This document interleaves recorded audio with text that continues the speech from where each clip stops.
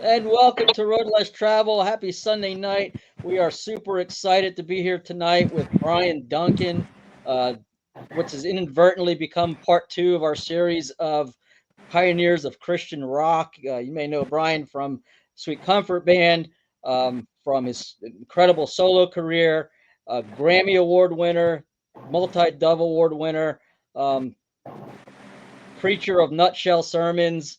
I, He does it all, and I lost a erstwhile lot of Dove comedian. awards. Let's not get too carried away. I lost more Dove awards than I won, so there's that. Uh, and Bryan, Carman, welcome for you as well. We're gonna have Thank to you. be careful about what Brian's we're talking about tonight because I'm out Brian tonight, Yeah, which we is a both rare spell it thing. with a Y I, too. I was And then just I gonna thought you say, were asking me. I thought you were asking me to talk about Carmen. I'm going, okay. Well, I didn't know him that well.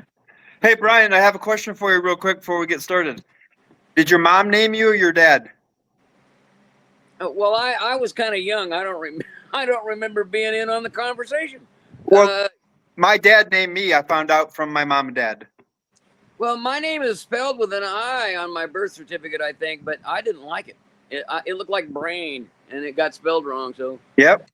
I like Bryan with a Y or with a Y. So if you Um, so if you changed it, that means your mom named you.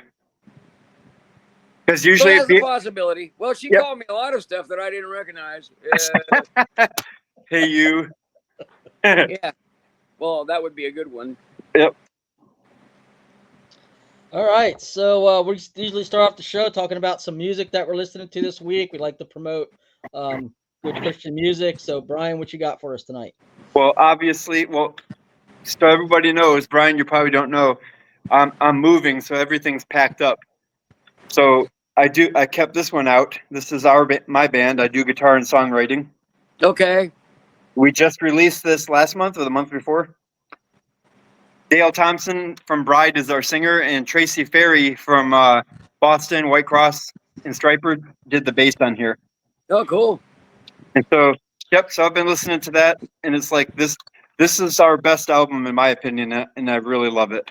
So if people out there you're interested in some melodic, hard rock and roll, check it out. Full Armor.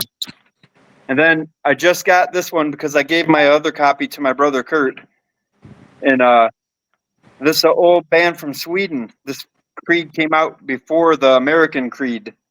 Oh, okay. I was gonna say, I thought I knew those guys. Nope, a totally different band. From what I understand, they got together 4 people from different bands and made a supergroup. And so this is kind of like a live recording of it, and there's some really good songs on here. So if you haven't heard of it, check it out.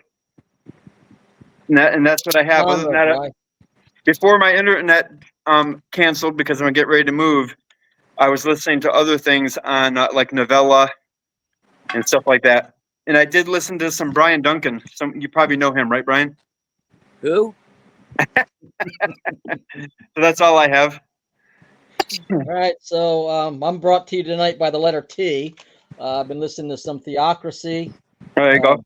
these are power metal, new metal guys that are super powerful. Got to see them a couple years ago live. Great show. And you mentioned Dale. I've been listening to his solo work this week. And this album actually has the song Road Less Traveled on it.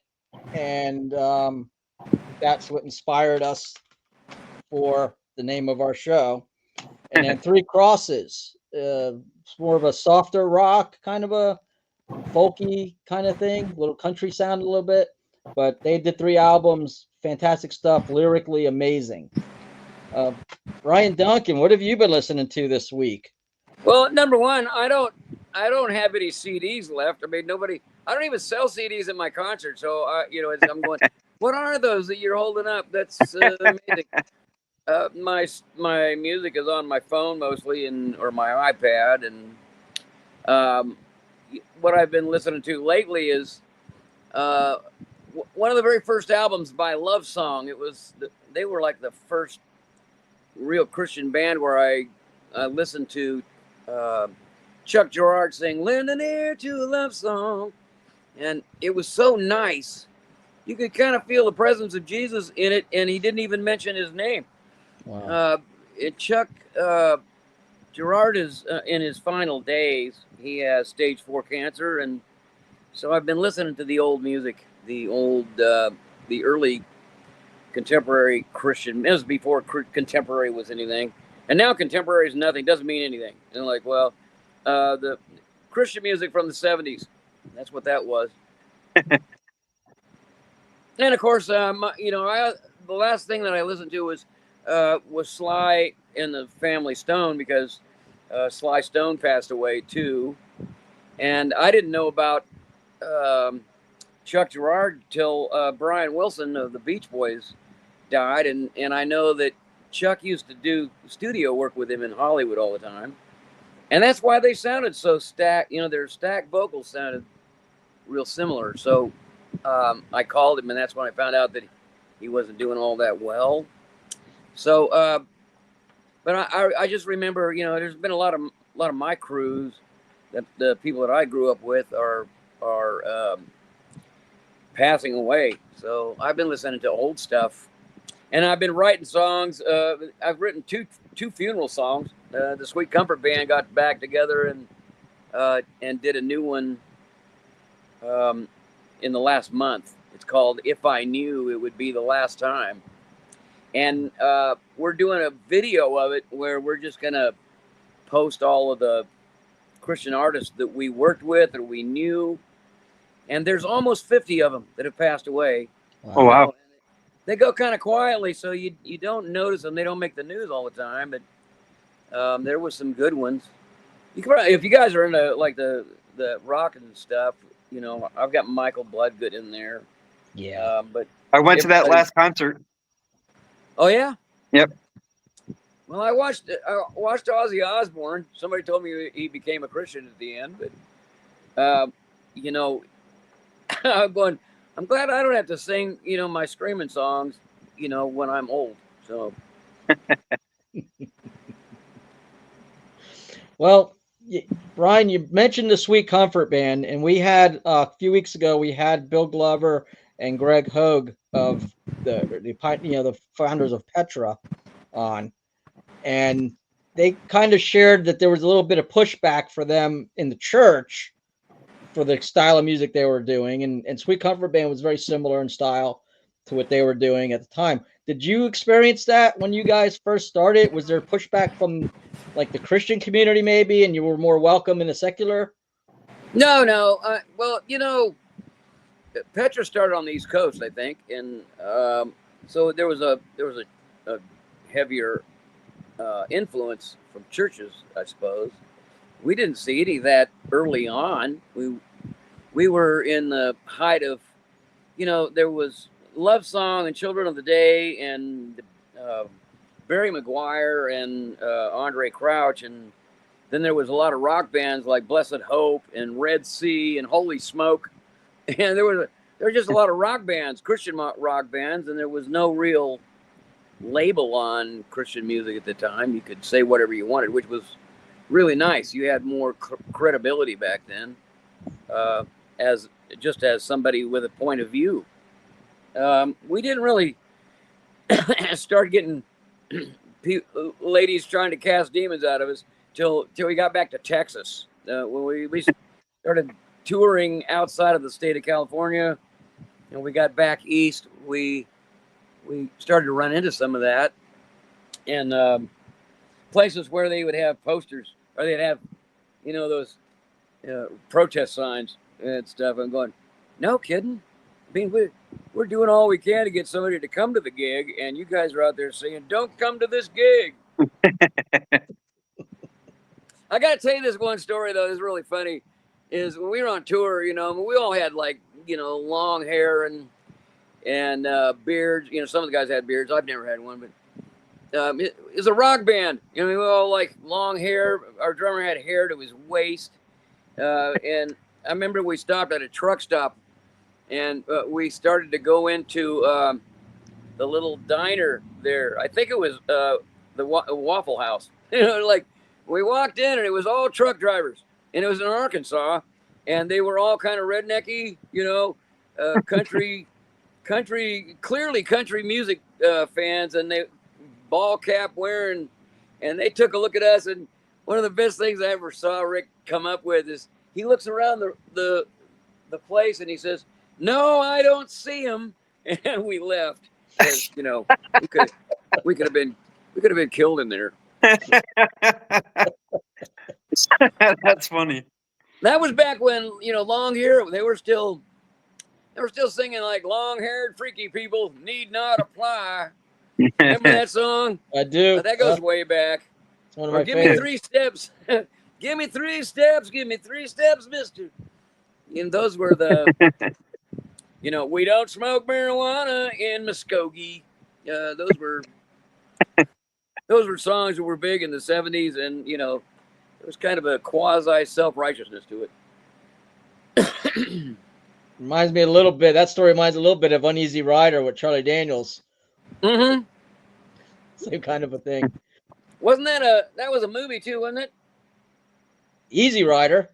Oh, Easy Rider. That's what I was thinking of. That was a Fonda. Yeah, I grew up I was in high school in those days. So how did going back to Sweet Comfort Band, the start of that, what was your journey from, salvation? What was your salvation experience? What led you into getting into Christian rock at that time, and how did the band come together?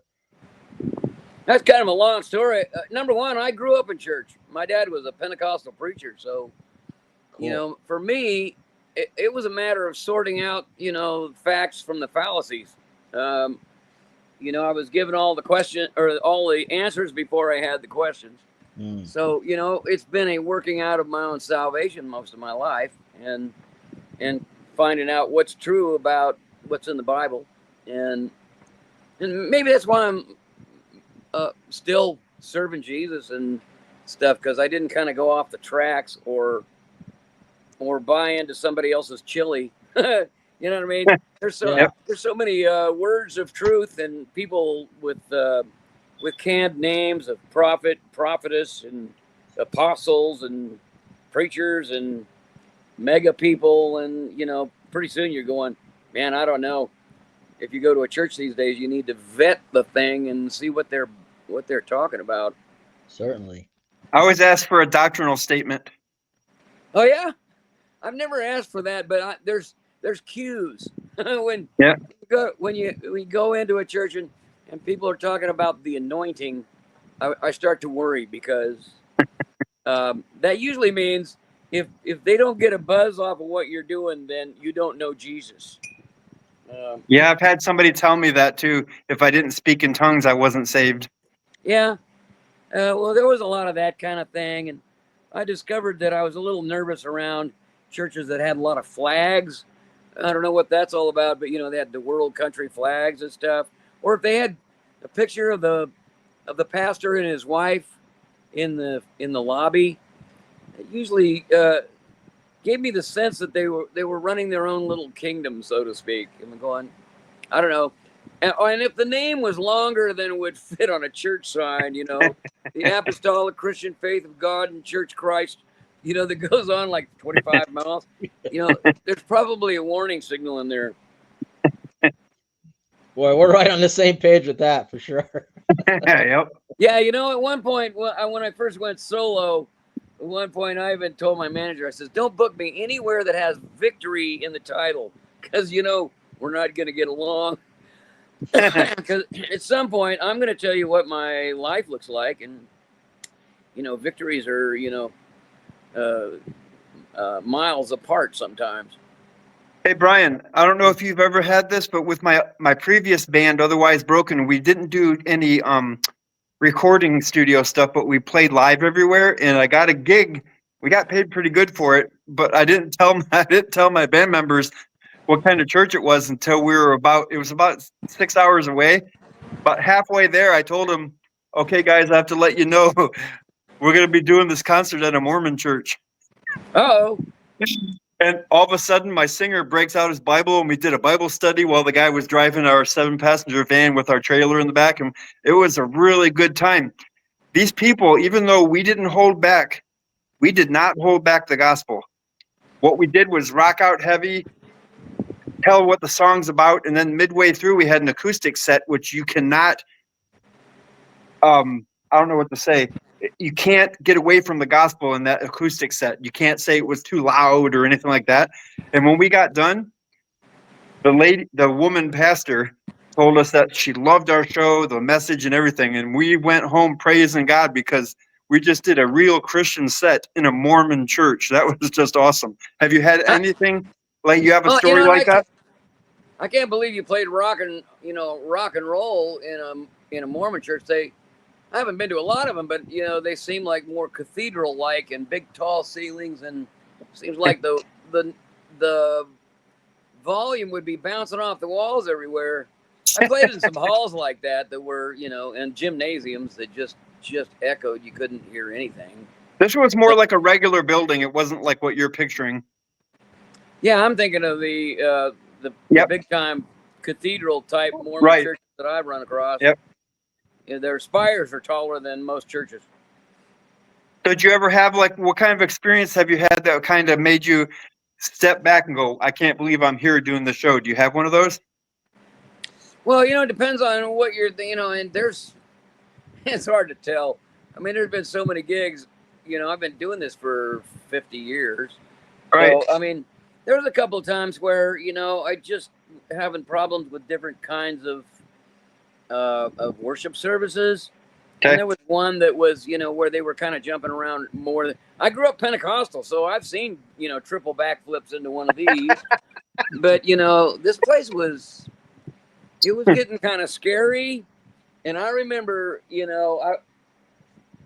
I was waiting to play, and I went in the men's room and hid in one of the stalls because I'm going, I don't know if I can get along with these people. So, a lot of times, because there's, sometimes when people are real bombastic about their faith, they're a tad judgmental. I'm generalizing here in a horrible way, so I'm going, oh, we should probably knock that off. But I've seen everything. I'm sure. In the name of God. Right. So, Sweet Comfort Band, how did that come together? What was the origins of that? What led you into that? And then from there to your incredible solo career? Well, I came out to California because I heard Love Song, and those guys, they sounded like a combination of the Eagles and the Beach Boys, and nobody's done them justice. In those movies, they really messed that up because their vocals were crystal clean. They were really good. And I just thought, man, if those guys can do Christian music and make it sound like that, then I feel like I could do it, And so I came to California, and I came just to see them the first time at the Calvary Chapel tent. I went to college in Costa Mesa, at Southern California, and I remember helping them set up their equipment, and they were so low key that I'm going, I thought they were like the Beatles, and I was thinking, wow, don't you guys, have any sense of arrogance? No, they didn't, and they set up their own equipment and played flawless, and so I wound up playing there a few times after that, and I met Rick and Kevin, who were brothers, at the back tent flap at one of those Monday night Bible studies. I'd never seen a Bible study on Monday night that had 1,500, kids, under the age of 20. So, wow. So, they said they lived in Riverside. So that summer I quit college, and after I did some rehearsals with them and thought, well, this sounds better than I do by myself. And Rick and Kevin had been playing since they were kids, so they were pretty tight. And Rick had a double kick set like speed metal back in the day. So, it was just three of us at the time. And so Kevin is like, flailing on the bass, and Rick is just, triple speed. And so I just hold the chords down, and we sounded really full that way. So, that's the way the band started is, I lived in a garage in Riverside for about 3 years, and we rehearsed in it every day. for Cool. 3 years. And then, you know, then there's 11 years of touring our brains out, where you didn't have a social life, you didn't have any friends. You'd come home and you'd have to look for people, you know, because they didn't expect you to be around. Interesting. I'm going to jump into our comments real quick, because part of the show is we interact with our listeners, and we do have a question for you in one of the comments. My wife Chrissy's with us tonight, and she said she's so excited, and I shared with you earlier what she said when I told her you were going to be on with us, and she thought I was playing a trick on her, that we were actually having Bryan Duncan on. So, well, you know, I'm glad it's not a trick. so am I. And she said it's amazing music. And Rob Lowe's with us, and Hey, Rob. he says hi, brothers. What's up, Rob? And Ray Para, he wants us to tell you he said hi. I know he wasn't saying hi to me. Just kidding. Yeah. Are you familiar with Sacred Warrior, the band Sacred Warrior at all? Sacred Warrior? Yes. Yep. I'm not sure if I have. There's a few warrior bands that I remember, and I remember Holy Soldier. A lot of the bands that I knew were on the West Coast, you know. Okay. I would eventually, when I went solo, I opened for Petra, so I was a little more aware, and I think they played with Sweet Comfort Band at Knott's Berry Farm, which is on the West Coast. Oh, neat. But, you know, if they were on the East Coast, you know, I didn't usually cross paths with them. Ray's the singer of Sacred Warrior, and he also has a podcast called Is It Wrong, where he does kind of what we're I've doing. seen that. Okay. Yeah, And he does Worldview. Does the band Worldview too? Oh, I don't know that one either, but I've seen the podcast. You know, Is It Wrong? Yep. It sounds like he takes it from the way I do my podcast is nutshell sermons, but they're 2-minute sarcastic devotions, because I'm constantly bringing up some kind of annoyance and going, "What's wrong with this picture?" It's like the last one I put up was, "Why is the devil still here?" Because, you know, there's a couple of places where, you know, and Satan was cast down to earth. Earth! I thought he was going to hell. Yeah, I love those nutshell sermons. They're a lot of fun. You've heard them. Good. So where did you get the idea for that and the baby? What? Well, you know, it just keeps stringing along. You know, when COVID pandemonium hit, we couldn't play music. I mean, I found myself unemployed. So I'm going, man, I'm either going to have to go to work at a grocery store or figure out something to do, because they won't let me do concerts. So I played at a church for a while, through most of the COVID years. But then I heard a thing on the news about how people were doing podcasting, and I found a friend that actually said, well, I make a few $100s on it, you know, a month. So I just thought, well, there's a start. And I said, well, I'm going to do a podcast. And I'm going, well, I couldn't do a podcast because, you know, the ones I saw were an hour long. I'm going, I don't have an hour's worth of stuff to say. So I thought I'd written a devotional that was kind of a smart aleck thing. It was called Prayers You Won't Hear in Church. Yep. and that was a hit.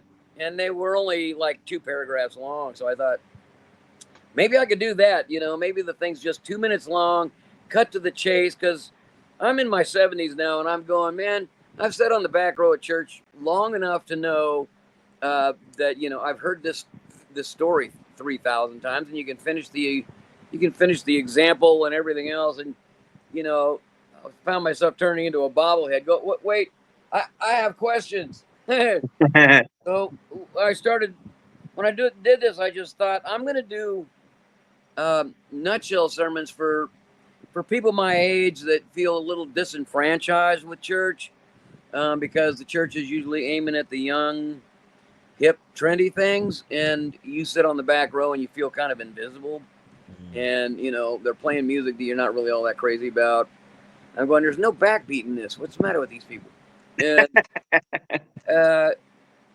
And I don't know. I know that's probably not every church, but I kept running into that all the time. Just, you know, uh, the worship stuff sounded like church camp songs, and it's just, or a dirge like they were on Prozac.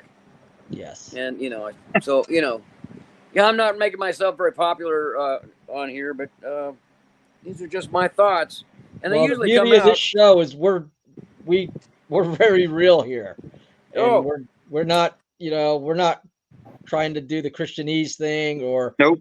that's one of the beauties of what we're doing is we want to be relatable to real people. So have at it. well, I don't. The church doesn't need any more antagonists. That's for sure. The world is more nuts than it's ever been, as far as I can see. Is like, wow. You Yep. start hearing everybody. Social media has given everybody a platform, and now you hear from all the idiots. It's unbelievable. It's Yep. like, are you kidding me? That's what you actually believe. Have you read anything? Anything you'd find yourself in hot water.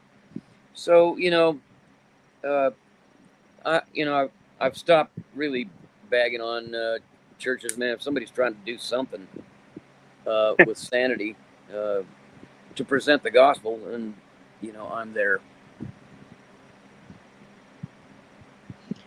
The book you just mentioned, Prayers You Won't Hear in Church. And, It's hard to get now. It's on. You can find it on Kindle, but I'm not paying for the marketing, so I'm going up. No, I'll put it up there. It's actually called Dear God, really, like, and then it's Prayers You Won't Hear in Church, and then they're just my prayers. Dear God, are we on speakerphone? Because there's people that know stuff that I didn't tell them. Or dear God, I need you to kill someone. I know you won't do this for me, but so they're funny, and they're I've got some new ones now too. Prayers You Won't Hear in Church, but dear God, I'll be right back. Like, or dear God, where was I? I lost track. I had some stuff to do. How about Dear God, please hold? Oh, there's a good. Oh, I got to use that. That'd be good. Go for it. Dear God, please hold. No, I wouldn't dare say that to God, because he keeps me waiting quite a bit. So I'm going, Oh yeah, please do not hold. there you go. But we like to put God on hold, right? Because we think we know better sometimes. No, I think I know better most of the time, until you can prove me wrong. When it blows up in my face, Right? Because I have a way of being able to justify. And it's amazing what you can do with scriptures to twist them to your will. Yep. Like, well, the Bible does say. So, is there going to be another book coming out? Well, I don't think people read books, frankly. I've got friends. I've got a stack of books over here that people have sent me, and I don't ever get to them unless they're on Kindle. And you can, I've gotten used to being online to do it. And for me, everything just seems like it's a sound bite. So I've been working at trying to cut to the chase. Keep it as short and succinct as you can. I noticed that when I was doing an interview years ago, when they first came up with that twisted wave file where they could record your voice and then he could go in and cut little pieces out to shorten it, I discovered how much smarter I sounded when I didn't say that kind of stuff. If you cut all that stuff out, you sound really brilliant. And so I'm going to start doing that. I'm just going to say what I want to say and stop the tape. Perfect. Well, I've been really enjoying. And so, what was the inspiration behind the baby in the nutshell sermons? Oh, well, Rich is a friend of ours that he's doing a documentary on the Sweet Comfort Band. He's the head of Mountain Moving Media, and he wanted to do that. And then he started watching my nutshell sermons, and I said, people were saying, man, you should be on camera and do this. And I'm going, man, I don't want to get on camera. You've seen the people on camera? They get on camera and they're yelling at you, and I'm going. It's kind of like a Karen. I'm going. I don't want to be that. So I said maybe we could make. And besides, I'm old, and my nutshells are edited so that it goes by at 100 miles an hour. I don't think I could do those like that. So I said, well, maybe we could do something with AI where you put the voice in somebody else's mouth and let them talk. And that was funny. We were laughing about it. And then he sent me one. It was a little baby. If you go to YouTube, you'll see why is the devil still here? And he's dressed up like in a little devil suit. I saw that one. And somehow coming from a baby, you can't get offended. You just can't. And suddenly you can say stuff that, if I said to you as an adult, somebody would be offended because, they always are. Yep. I'm going to jump back into our comments a little bit. Pat Carnes wrote a question for you. Have you ever given an altar call during a show or afterwards? Share with us an experience that you'll never forget. So something that happened now, while you're out there interacting with, say fans, but, where you had a really great interaction. Well, I was never an evangelist. I don't play one on TV even. When Sweet Comfort Band was playing, there was always a Calvary Chapel pastor there, Chuck Smith or Greg Laurie, who's doing evangelistic crusades now. So, I was never really in charge of that. My job was to present music about Christ, and that's kind of what I've always done. And, I watched my dad do that for years. He was a Pentecostal preacher, and every night it would be, and now while every head is bowed and every eye is closed, how many of you would say, yes, if I were to die today, do you know where you'd spend eternity? And I'm going, okay, it started to become, for me, it wasn't genuine for something that I would do. But I talk to people before and after and give them a chance to hear. When you grow up in evangelism and you see people, just lobbing scriptures like hand grenades, I just didn't want to do it like that, and I never really have. I've been there for people coming forward, but I noticed that my dad would always take it personal if nobody came forward, and suddenly it was becoming a mark of his effectiveness. And I don't think God keeps track of the numbers of how many people that you particularly, and when I read this thing about one of the biggest changes in my life was when I read, it says, nobody comes to the Father except the Father draw him by his Spirit. And I'm going, all this time I've been trying to fix the world and thinking that I got to talk people into stuff. And I'm going, that's not the way God works. And nope. It was like with Love Song, that when those guys sing Lend an Ear or Welcome Back, they didn't even have to give the four spiritual laws. You could just feel it. You could feel the presence of God. And I'm going, I think we don't give God enough room to step in like he wants. Because, once we do something and it's successful, then we do that again. Like, wow, we got a buzz off of that. So we're going to do it that way every time. We're going to end with this song every time.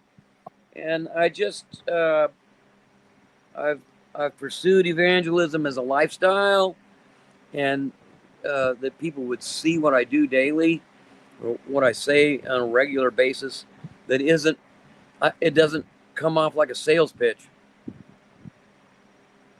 Excellent. Well said. Leah's with us tonight. Hello, Leah. Hey, Leah. Hi, Leah. Hi, Leah. Okay. And Joyce Carlson's with us. Hey, Joyce. Michael Bloodgood. Joyce is Les Carlson's wife. Oh, I just said hi to. I saw Les on Tic Tac or Tank Top or whatever that was. Tank Top. Yeah, I don't think I've met Joyce, but I know Les pretty well. Yeah, I've gotten to meet Joyce in person, and we've actually had her on the show. And I love Joyce, and I love Les too. Is she singing in the band or anything?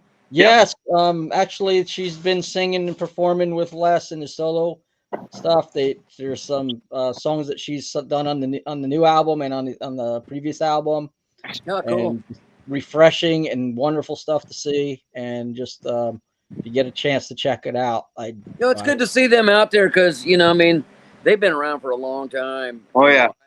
I remember Michael Bloodgood coming out to my little. I was doing a little morning church service or something, and then he just showed up out of nowhere. I'm going, and that was so far back. I barely know what year that might have been, but those guys have been around a long time, and the fact that they're still going, that had to be in a real setback. You never plan to lose the people in your band. We lost our bass player, so but that was after we broke up. So that record we were doing last was to raise money for his hospital, his medical.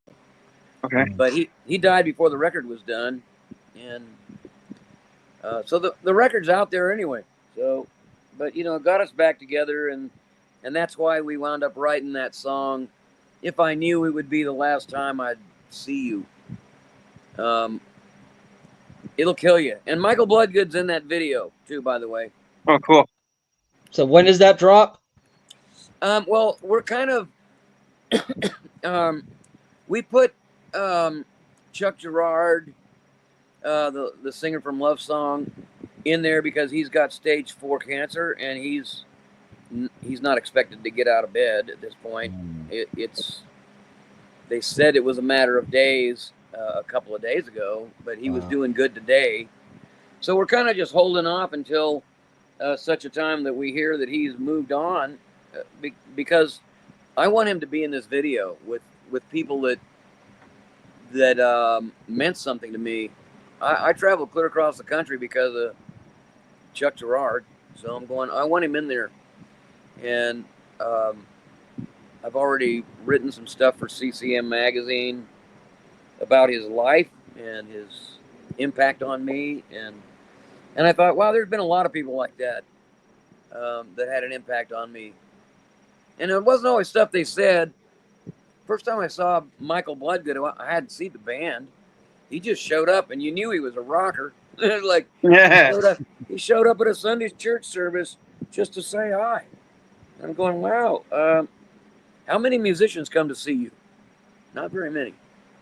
So, from then on, I was highly aware of them just because they took an interest in somebody besides themselves. So how did you get to be involved with the Reagan movie? I don't know. The guy that was putting the music together, Mark Joseph, and he was doing movie stuff and mostly the music side of it, music soundtracks. And he calls me up, and this is like 8 years ago now. And he said, well, I was really a big fan of the Sweet Comfort Band, and I was wondering if you had any songs laying around, and I'd love to. I'm doing a couple of new things, and he talked about the Reagan movie then, and I said, well, we played at a Reagan rally once. I kind of liked him. He was funny too. He was like real offhanded, but he said, well, maybe you could write a couple songs for that movie. So he sent me the script. I think I got the script like 5 years ago, and I read it, and I couldn't relate to all of it because I'm not really in touch with the politics much.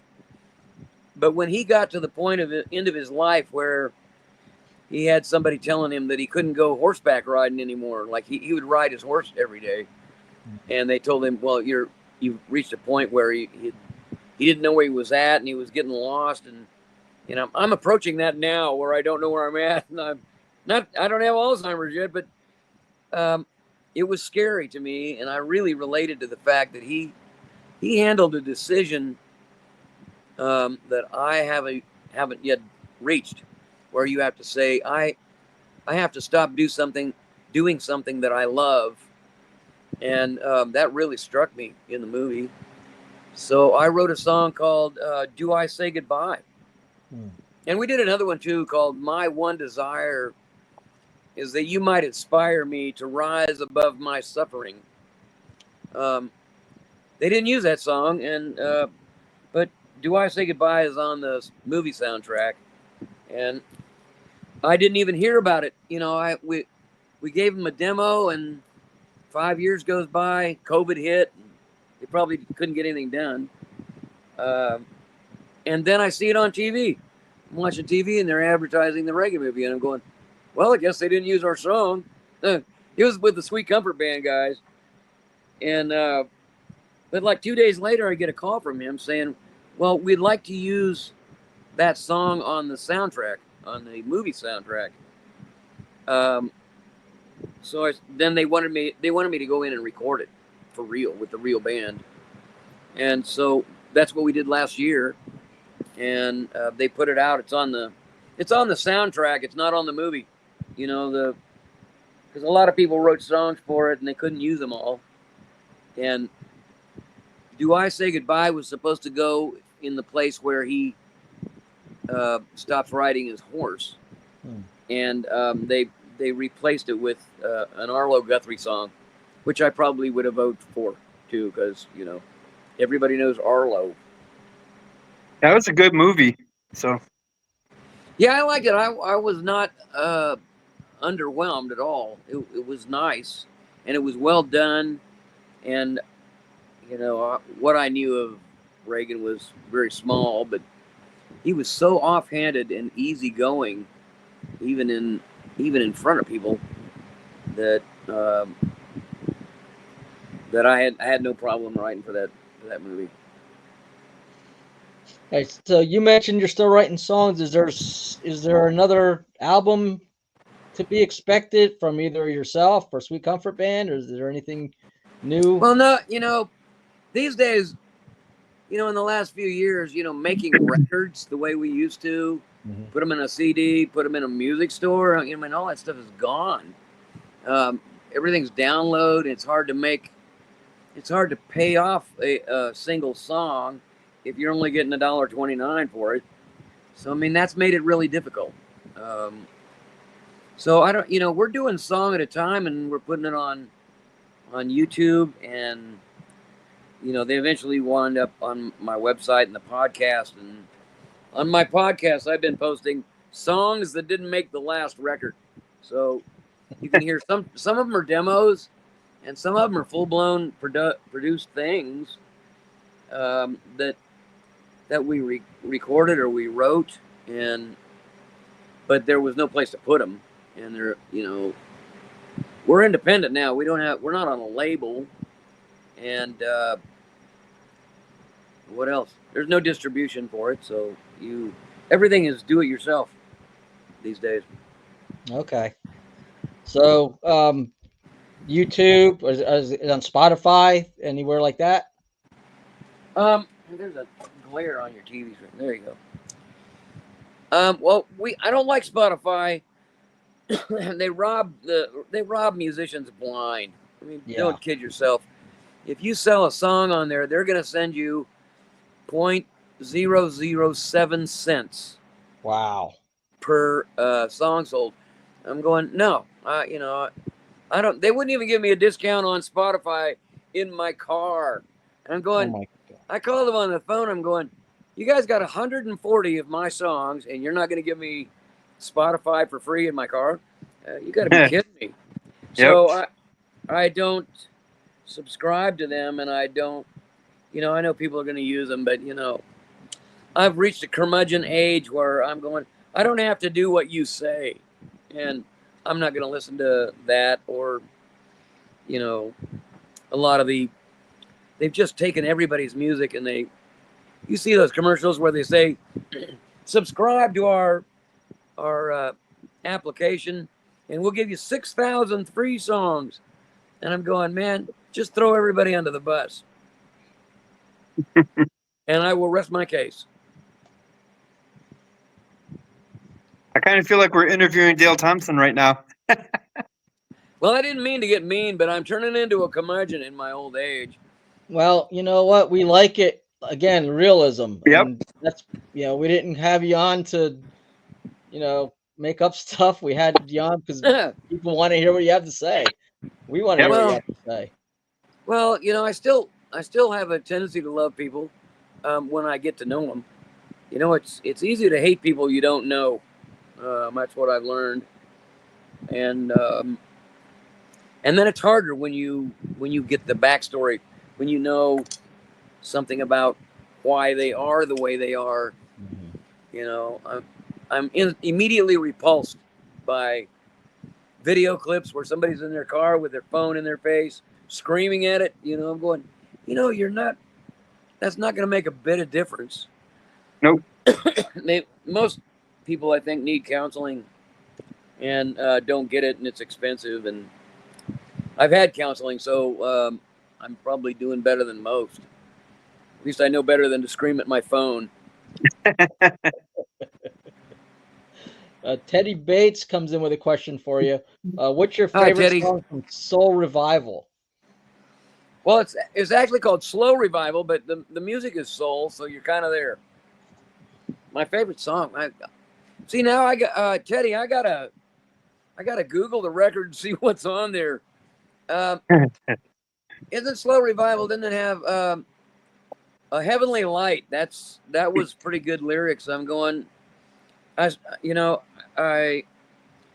was talking about the way Paul had that conversion experience where, he thinks he's doing right, thought I was doing right, but then all of a sudden a heavenly light goes on. It's a little brighter than it was before. I mean, where he got knocked down and struck blind. And I'm going, I can relate to that.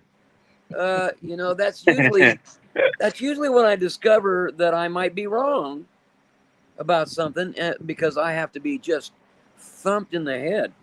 And, that turned Paul around, but struck him blind for about 3 days, wasn't it? Wasn't it 3 days? Yeah. So, that was called A Heavenly Light, and that's on the Slow Revival record. There was another one, too, that I did called Lonely Tonight. Because it never dawned on me that you could be lonely and be a Christian at the same time. There's a difference between lonesome and lonely. I guess, I don't know what that is yet, but I remember sitting outside and I was asking God. I was kind of apologizing for not feeling wonderful about knowing him. I'm going, I know you're there and I know you are with me and you got my back, but man, I feel alone. And that was the night that I remembered the first time I ever noticed that the moon rises in the sky. I didn't even notice that before. I watched the moon as it clears the wall, I think I said in that song. But, I know you love me and I know you care. I know you're always there, but I'm lonely tonight. And that was another one of those moments where I'm going, they're going to kick me out of Christian music. Oh, you remember there was another one before that where I said, way back, one of my first solo records where I said, some things can't be explained like you'd like them to be. I find it easier to curse than pray. And I thought, man, I've done it now. Keep writing these songs where you're going, they're not going to buy this stuff. Or like Love Takes Time, where you're going, the opening line is, have you ever been lied to? Thought to be something that you just can't be? Where's the love? And I'm going, I didn't think that would go either. That was a #1 song. Yeah, that was a big hit. Yeah, but all you got to do is read through the book of Psalms, and you see that David didn't hold back with the Lord. No, and that's probably why he went the distance. David went the distance. In spite of the crap, and that's one of the things that really inspires me to read about the foibles of Moses and Samson, and man, they all screwed it up, and but they went the distance, and I think if David murdered people, he committed adultery, he did everything he could possibly do to burn in hell, and somehow God found redemption for him. Maybe because he always turned around and said that was wrong, and he came back. That's the only thing I can figure. And it's like they say in recovery. I had a friend of mine in a recovery program because I used to play those all the time, and he was saying, "Well, I'm only here because I keep coming back." And I thought, and there is, in a nutshell, what faith is about. Exactly. It's my will to choose faith when I don't have a will to choose faith. And sometimes life gets ugly and you've got to deal with it. Yeah, You know? and there's some times where God's just going to let you go through it and not give you all the answers. You know, I mean, I know a lot of people don't like the idea that God is testing you, but how else do you learn except that Right. you have to face uncertainties, and that's what a test is when you don't know what the outcome is. And Yep. so I mean, I just think God sometimes he just doesn't say anything. We've been through a gauntlet of crap with my wife in the last month, and she's had nerve pain for 7 years and taking this medication that just knocks her out. And God hasn't said much about it. And it's like, are you going to walk with me through anything? Though he slay me, yet will I serve him. I was going to quote that. And that's where she's at. I mean, we went to a church for a long time where they didn't really talk to us because she hadn't been miraculously healed. Mm-hmm. And I got really, pissy about that. I'm going, I don't even want to be around these people because, suddenly if she's not healed, it's our fault. And I'm going, I don't think so. Because if it's your faith, at some point that starts to fall into the category of performance. Here, if I perform correctly, God will honor me. And I'm going, that's not grace. No. God didn't say that. Mm-mm. He said, I came that you might have life. You might have it more. And this is grace. And it's my grace that will get you through. And he says, count it all joy when you fall into various trials. Yeah. Not if, right? He said, count it all joy when, because it's coming. Yep. You tell him I'm coming and I'm bringing hell with me. Yeah, you guys are on the right track with me. I'm going, I've gotten to the point where, no matter what happens, because a lot of my friends are dying and, God doesn't heal everybody and it's appointed unto man wants to leave this earth. And I don't know why we're here so long or what we're supposed to be doing sometimes. But I know one thing that, come hell or high water, I'm going, no, God is the only thing that is going to meet me at the end of my life. He's, it's just going to be me and him, Yep. And so I continue to say, well, I don't know what you're doing, but I will follow you to the end. And my wife she's a sweeter heart than I am about that. Cause when we pray at dinner and stuff, she's just so sweet. And I'm going, why aren't you pissed? It's like, she's just getting reamed. And I'm going, there was a couple of months where she was really bad. She was having seizures and, temporary paralysis, from those drugs. And, I'm going, I couldn't even pray. She would have to pray because I'm going, I got nothing to say to God right now. And, dear God, I'm not speaking to you. Like, I've written that's a prayer you won't hear at church too. Dear God, I'm not speaking to you. And he's okay with that. I thought that was pretty surprising that, when I got over myself, he was still there. Yep. He'll never leave us nor forsake us. Yeah. Well, I'm grateful for that, because I don't know why we thought we'd be, sitting in a rocking chair on the porch. I always got the impression that when you got old, you had accomplished everything, and now you can kick back and you're rocking, and you're, it's all good. It's all good from here out. No, the fourth quarter is the worst quarter. It's like you're behind, and you better come up with a plan. So that's kind of where we are these days. Well, I got to tell you, Bryan, you've been an inspiration to me. Just checking out, stuff that you've been posting. We're new to TikTok also, and so Yeah, I met Bry. It said Bry Carman, and I thought it was, is that a cross between me and Carman? Because Well, I lost my other Facebook account because of an old email. So uh, instead of doing Bryan Carman again and confusing everybody, I put Bry Carman. So yeah, well, whatever they call it. If they just call you by your name, you're doing good. Because I got I had some guy on Tic Tac or whatever it is come on there. He says, "What's up, old man?" And I'm going. Obviously, he knows me from 30 years ago because he felt like he could talk to me like that without any. I said, you should be calling me Your Majesty, and that's funny. well, we've reached the end of our time. Now Again, it's time to say goodbye to Duncan and all his friends. yep. DUNCAN Bryan Duncan. Okay. Well, that flowed nice.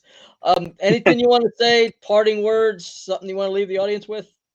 I'd love to hear from you on nutshellsermons.com.